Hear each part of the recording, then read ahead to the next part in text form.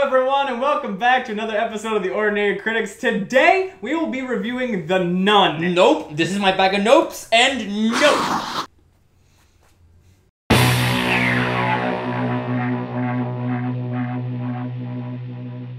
Hello again, everyone. I am Isaac. And I'm Carlos, and we're just two ordinary guys reviewing extraordinary movies. And today, we are reviewing The Nun, which is the latest installation of the Conjuring universe. I just want to say, I watched this movie for you. Yeah, for you're you. welcome. You're Because welcome. I hate horror movies. I watch them like this. Look, this is my Reenactment of how it happened. my expert horror movie watching pose.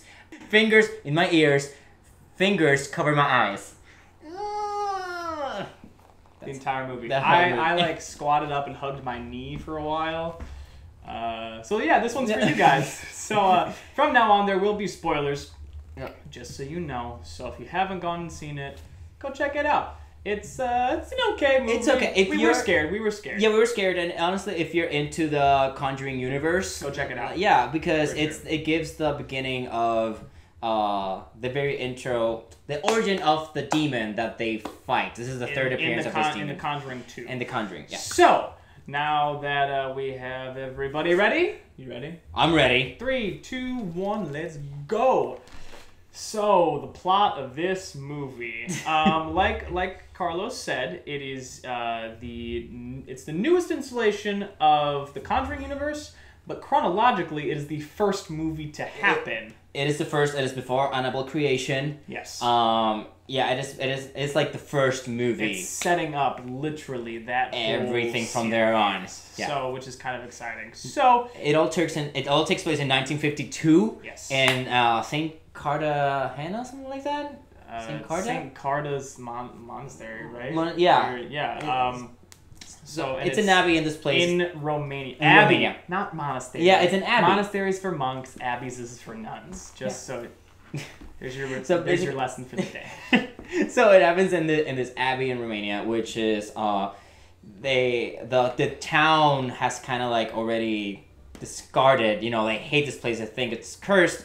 Something happens. One of the nuns dies. Right, she commits suicide. She commits suicide, which is a cardinal sin, and big no. yeah, and the Vatican sends Father Burke and Sister Irene, Yes. who hasn't taken her vows yet, to investigate whatever happened in this abbey. And so they find Frenchie, who is the person who discovers the hanging body in front of the abbey, and then they adventure in. For some reason. Because why not? Yeah, because They're like, bad decisions. We'll just go talk to him. I It'll be just fine. want to say, like, this is the movie of bad decisions. Every time they did something, I was like, I mean, it's a horror movie, but we know they're gonna happen. all the bad decisions. But I just saw them. I was like, why? Why are you doing that? What is happening? Yeah. So yes. So they finally get let into the abbey, and Sister Irene is let in to the inner chambers because she's a postulant and she is in the process of taking her vows. So she gets to talk to some of the nuns about just what's going on, what happened, and then as that's happening, Father Burke is fighting the demon. Fighting the demon children. Yeah, called Daniel. Daniel. Oh who man. is from his past, who he tried to exorcise And he Daniel accidentally before, died. and Daniel died, and so Daniel is now haunting him again through a new demon. Mm-hmm. So he gets buried alive. Father Burke gets buried alive right after that. And Sister Irene comes to the rescue, digs him out. But then one of the big problems that we had with this movie is he kind of just shakes it off, and then continues on with the investigation. Yeah, it's like, do we want to talk about this? No, I just got buried. You had to dig me out. The demon was inside there. Right. And I found a whole bunch of books with some info that was very, very convenient for me. For me, I was like, oh, we just shrug it. But we're just okay, moving on. Next. Yeah, it's just a non-issue. You know what I'm saying? It's just I would have taken at least a day. It's a non-issue. You get it? It's a non-issue. Get ready for the puns. Puns. These are my pun maracas. None puns. Non puns. None puns. Well, yeah, that was my biggest problem. Like they totally they went through stuff that would have been like, wow, so dramatic, very traumatic. It's like, you know what? It's cool. We're just gonna come We've back seen tomorrow. this before. It's fine. Yeah. Yeah.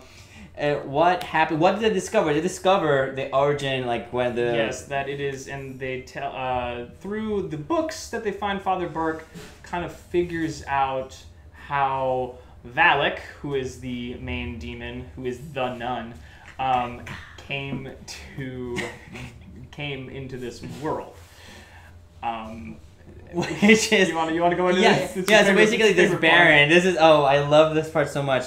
This Baron back in like the Dark Ages is trying dark sorcery, dark magic, and he's trying to summon this demon. You know, like, trying to summon unspeakable evil to walk through the earth. So he ends up like summoning this whole ritual that you see. And then my favorite part, the Templars come in. Rockstar Pope kicks down the door with the blood of Jesus on his hand, and he says, "Goodbye, demon." And then the portal closes. The portal closes. You know, Rockstar Pope saves the day. And the best part is they showed all of that. They did. I just imagine. I want to see this again as a parody. Like, I want to see Rockstar Pope. I want to see it from his point of view. Yeah. I want to see all of it happening. He's the main character. It's called the Pope. Yeah. I just want to see him like be gone, demon. I didn't tell me you were gonna do that. Oh god, that's amazing. So then, after that, a whole bunch of stuff happens. Valak is like becoming stronger and stronger and stronger, and takes over Sister Irene for a hot second. But then, before all of that happens, Sister Irene is praying. This is one of the cooler moments of the movie. She's praying with a whole bunch of other nuns. Yeah, because they discover that praying has been the thing that has been keeping the demon semi at bay for centuries. Perpetual prayer. Perpetual prayer. For centuries is the only thing like holding back the power of the demon. Mm-hmm. So there's like 7 of them, and they get in like a circle and they get in formation. To get information. And they start praying, and then all of a sudden, Valak shows up. And it's this cool moment where Sister Irene is in the middle, and it's like an AoE attack, and it just hits and spreads everybody out, and both of our jaws dropped at him. And we're like, oh no!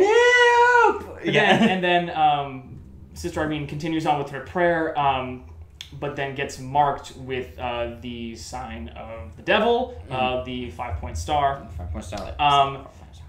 But she's continuing praying, and then Father Burke and Frenchie come in, save the day, and then you figure out that there are no nuns actually in the place whatsoever. She was seeing the past. What? Like right? She was getting these messages and these visions from the spiritual world, which is a cool concept. It's like, oh yeah. So she discovered all this just through like visions. Yes. Which she was having like very vivid like visions.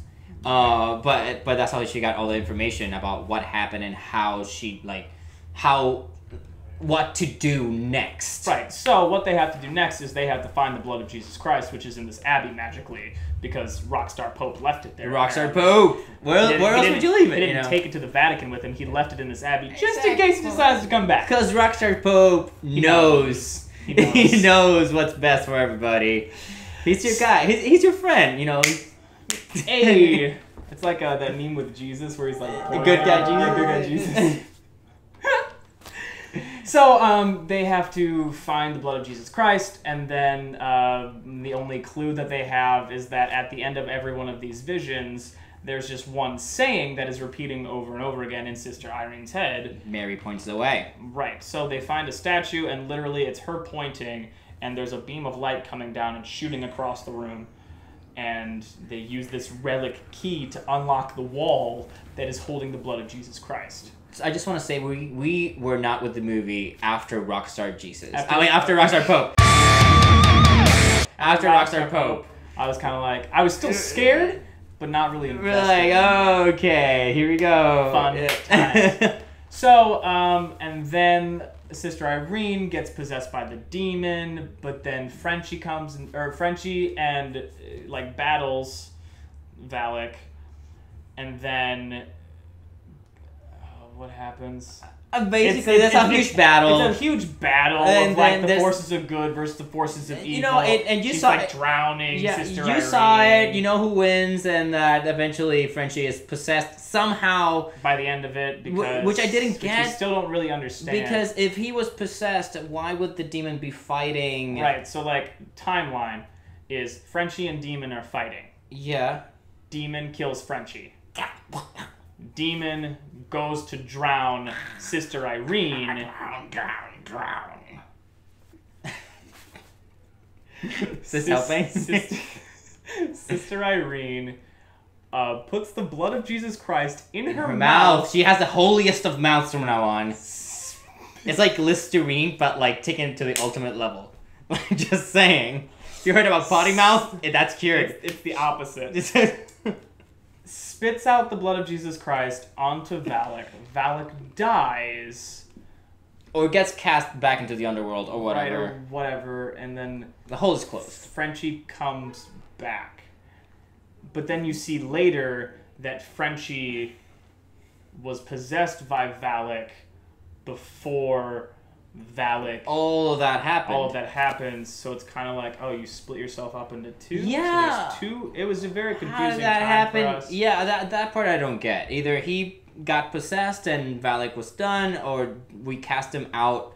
I don't know how that split happened. Right, and that battle was kind of anticlimactic because it is a prequel to, Annabelle Creation, where we see Valak, and also Conjuring 2, where we see Valak again, so we know Valak is still around. Mm-hmm. So then, but I like how they revealed it. They're like driving off into the sunset, essentially, and Frenchie like rubs the back of his neck to show the upside down cross, meaning he is possessed by Valak. Yeah, that was cool. Yeah, and they tied it up with the first movie, with The Conjuring, when they're doing like the whole conference, and they show his case. They're actually showing his case, which I didn't put together because I haven't seen The Conjuring in so long. I've seen all of the movies except for Annabelle Creation. My bad. I don't like dolls. It's weird. I think this movie does well for the Conjuring universe, but as a standalone, doesn't quite hold up to the rest of them as standalones. Yeah, it's this whole series of like bad decisions, and as you can see, we have like huge questions about. Yeah, just like I don't know why this happened. Yeah, and because demons and stuff. Yeah, black magic. Mm-hmm. So plot. Exactly. Next up, we have the cast. In the lead, quote unquote, I guess. Yeah, I mean, it's a shared lead. It's a shared lead. As Father Burke, we have Demián Bichir. Yeah, we have Taissa Farmiga as Sister Irene. Jonas Bloquet as Frenchie, who is basically a Tom Hardy lookalike. Oh my god, it's so weird. Like, we're gonna post those pictures right now. Yeah, look at that. And Tom Hardy, and they act almost the same way. Like, yeah, it's very, very. He was very. I thought it was like a very young Tom Hardy. So if you haven't put them together, he can play like young Tom Hardy. There you go. Okay. And then we have Bonnie Aarons reprising her role as the nun. She was also the nun in The Conjuring 2 and Annabelle Creation. And she was the Baroness that we all kind of hated in The Princess Diaries. There you go. Fun stuff. Those characters did very, very well in their roles. Yeah. I personally liked Frenchie for the fact that he was like an outsider of the religious world, so they used it kind of as a plot device, being like, what does that mean? And then Father Burke and Sister Irene would explain everything religious to him, mm-hmm. So it includes everybody viewer-wise. Yeah, and he does a very good job setting up the atmosphere for the Abbey coming in too. Yes. He was a good addition to the story. He did. Yes, absolutely. He did great. And it's also directed by Corin Hardy, who this whole thing is directed. It's directed by a couple different people, but it's all set in the same style, the Conjuring universe, which I really appreciate for continuity's sake. Yeah. So that's just me. Speaking of continuity, next up we have continuity and immersion, and like we said, we have those questions, and we got taken out towards the end of it, towards the climactic moments. Rockstar Pope. Rockstar. Yeah. Whoa! Begun. Yeah, Rockstar Pope. From that moment, it was kind of... I mean, you're already suspending your disbelief a little bit because we're dealing with the paranormal, mm-hmm. and they always dramatize what is happening in these movies. But... we were fine until that moment, and then it was like, okay, yeah, I'm still gonna be scared, but I'm not gonna. Yeah, we're not invested in this thing anymore. We were not in it for a lot of things. Like for the sake that they never actually acknowledged. They went through stuff that was hardcore. They would be like, oh my god, and then that was it. Okay, you know? and next thing. Whoop. Yeah, it's a non-issue. We're just done. I'm not gonna talk about that anymore. Yeah. Okay, great. Like being buried alive. Yeah, this is none your business. None. Yeah. Business, but none. Oh! Getting all of them in. All of them in. All right, soundtrack. You know, my big thing with horror movies is that the soundtrack does play a key part, because without it, you would not be scared. Mm-hmm. The jump scares wouldn't happen. They always accentuate and accent those moments. Yeah. So they did a very nice job of that, but there was nothing spectacular. Yeah, like for example in Jeepers Creepers, they use the song very well, Jeepers Creepers. Exactly. That would be a good example of using like the soundtrack to like actually further on, like scare you, like build up something. Not just accent. Exactly. It's not just or from out of nowhere. Yeah. It would be completely silent, huge chord with a jump scare. Of course I'm going to jump out of my seat and scream a little exactly. bit. So it was a horror movie. But nothing crazy. All right, so cinematography is our last point, and it's just there's not too many things that were like, oh my god, that's awesome. Oh my god, because it's an Abbey religion. Yeah. Like, oh, we got yeah, there was nothing too exciting. There was this one moment, like with the nuns and the spreading out and literally destroying them. But and a couple cool images with fire. But besides that, nothing to write home about. To be honest, nothing crazy. Crazy. So, but the cinematography, it was still well shot. It did the job. The nun looks cool. Mm-hmm. That's some CGI stuff going on there, or it's makeup. Probably makeup. Yeah, and some CGI. It's probably a mix by now. Yeah, probably a mix, and just like terrifying, terrifying. Yeah. So that brings us to the report card of The Nun. Plot.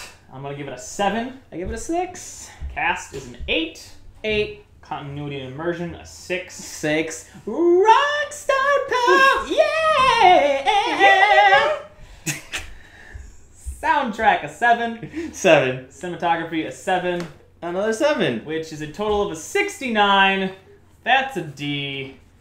Oh, Lord. Yeah, I mean, it was okay. It did the job. I think it serves its purpose in the Conjuring realm, but to give us a little bit of that backstory, who has been a main antagonist for those couple movies.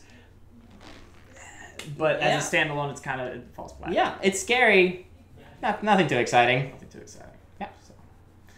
So that's our review of The Nun. Thank you so much for watching. Leave a comment down below what you thought. If we missed anything, if you want to just talk to us, if you have an idea of... Say hi to us. Say hi. We love talking to you guys. If you have something that you want us to review, please leave it down below. Give us a like. Hit that subscribe button. Hit the bell, because that is the thing. Ding-a-ling, ding-a-ling, ding-a-ling. That was creepy. I'm sorry. And as always, stay ordinary. Rockstar pop! Yeah! Be gone!